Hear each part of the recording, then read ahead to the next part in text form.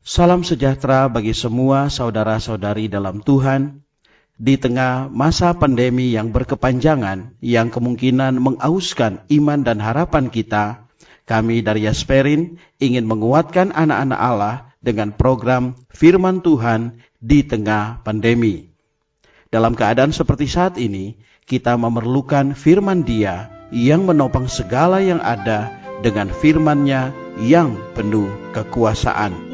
Kasih karunia Tuhan Yesus menyertai kita semua. Saudara-saudari yang dikasihi oleh Tuhan Yesus Kristus, selamat bertemu kembali dalam program Arus Heart Voice. Dalam kesempatan ini, saya akan menyampaikan firman Tuhan dengan judul Hayat yang Membebaskan Kematian. Pembacaan Alkitab kita ambil dari kitab Yohanes pasal 11 ayat 25 sampai 26. Jawab Yesus kepadanya, Akulah kebangkitan dan hidup. Siapa saja yang percaya kepadaku, ia akan hidup walaupun ia sudah mati. Dan setiap orang yang hidup dan yang percaya kepadaku tidak akan mati selama-lamanya. Percayakah engkau akan hal ini? Selanjutnya, Yohanes pasal 5 ayat 24 sampai 25. Sesungguhnya aku berkata kepadamu, siapa saja yang mendengar perkataanku dan percaya kepada Dia yang mengutus aku, ia mempunyai hidup yang kekal dan tidak turut dihukum. Sebab ia sudah pindah dari dalam maut ke dalam hidup. Sesungguhnya aku berkata kepadamu, saatnya akan tiba dan sudah tiba, bahwa orang-orang mati akan mendengar suara Anak Allah, dan mereka yang mendengarnya akan hidup. Saudara-saudari yang dikasihi oleh Tuhan kita Yesus Kristus, Yohanes pasal 11 menceritakan Lazarus yang sakit, lalu kakak-kakaknya mengirim kabar kepada Tuhan Yesus dan mengharapkan Tuhan Yesus datang menyembuhkan dia. Mereka memohon Tuhan datang menyembuhkan dia. Namun setelah Tuhan Yesus mendengarkan kabar bahwa Lazarus sakit, Tuhan tetap tinggal di tempat dia berada selama 2 hari. Kemudian baru pergi ke tempat mereka. Lalu ketika Tuhan datang, Lazarus sudah mati 4 hari. Mengapa Tuhan Yesus sengaja menunda? Mengapa waktu Tuhan mendengar Lazarus sakit, Tuhan tidak cepat bertindak, tetapi dia harus tinggal 2 hari di kampung Maria?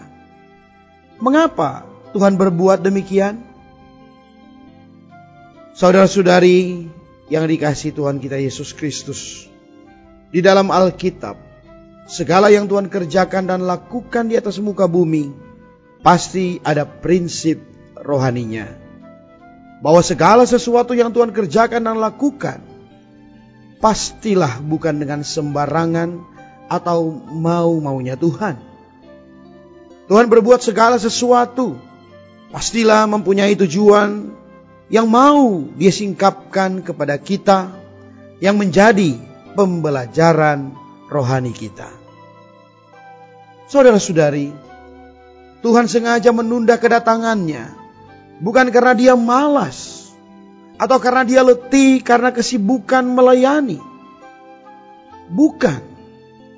Tuhan sengaja menunda kedatangannya karena Tuhan mau memperlihatkan bahwa nilai dari anugerah keselamatannya adalah membangkitkan orang dari kematian.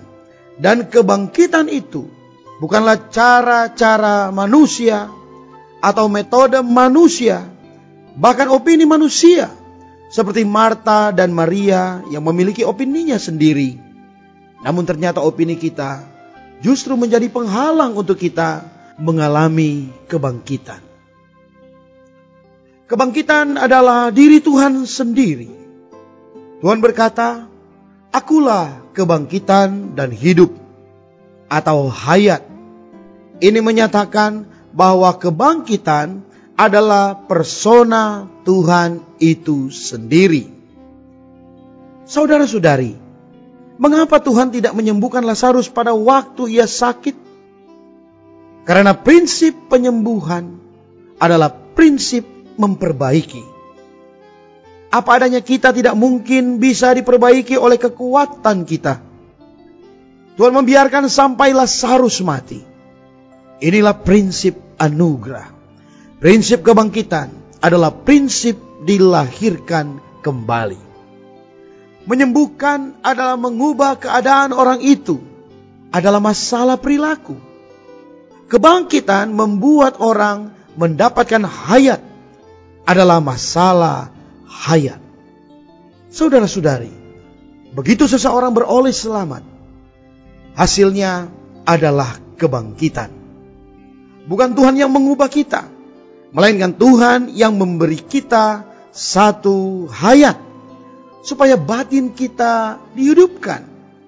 Tidak saja pada hari kita beroleh selamat demikian, sampai hari ini pun pekerjaan Tuhan di atas diri kita, semuanya berdasarkan prinsip kebangkitan. Menurut prinsip ini, kita seharusnya setiap hari menempuh kebangkitan. Bukan setiap hari memperbaiki diri, saudara-saudari, melainkan setiap hari kita mengalami kebangkitan. Kita perlu setiap hari membiarkan hayat kebangkitan itu bekerja di dalam kita, supaya kita terlepas dari kubur dan ikatan, supaya kita terlepas dari terpendam, juga terlepas dari pengikatan yang membuat kita tidak bebas. Barang-barang yang mengubur kita, hal-hal yang mengikat kita, semuanya terlepas dari kita, karena hayat kebangkitan bekerja di dalam diri kita. Mari kita berdoa. Ya Tuhan Yesus, aku bersyukur karena Engkaulah kebangkitan. Ada Engkau, ada kebangkitan. Ya Tuhan, aku mau hidup di dalam kebangkitan, yaitu membiarkan Engkau bekerja di dalam aku, menjadikan Engkau kenikmatan satu-satunya di dalam hidupku. Bukan metode, bukan cara, bukan opini, tetapi Kristus yang diperhidupkan di dalam aku. Amin. Demikianlah firman Tuhan. Sampai bertemu kembali di kesempatan berikutnya. Kasih karunia-Nya menyertai kita sekalian.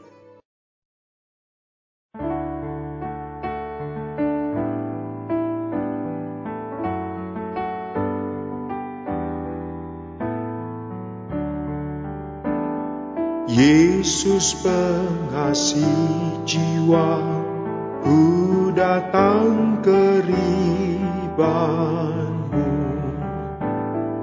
Ombak dahsyat menggulung, hujan badai menganggung.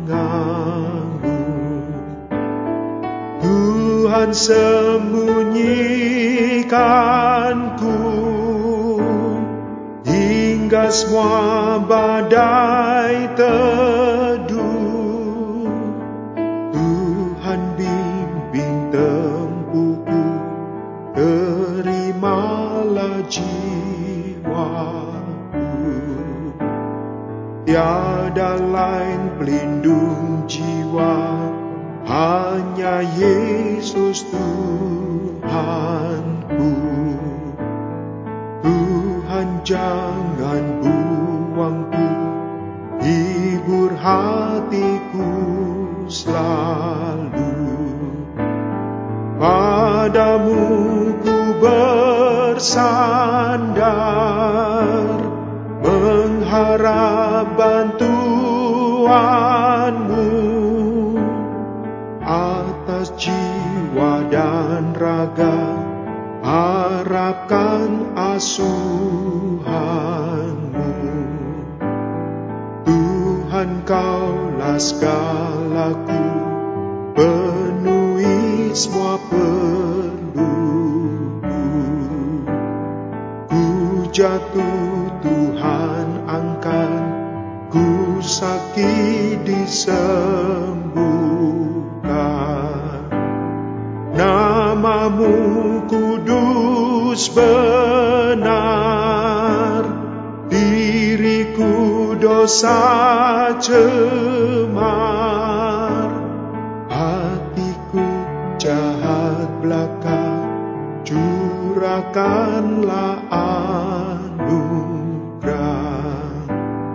Padamu ku dapati anugerah pengampunan, air hayatmu mengalir, basuh rawat biasa. Kau sumber hidup kekal, dalam hati memancar, mengalir tidak henti hingga kekal selamanya.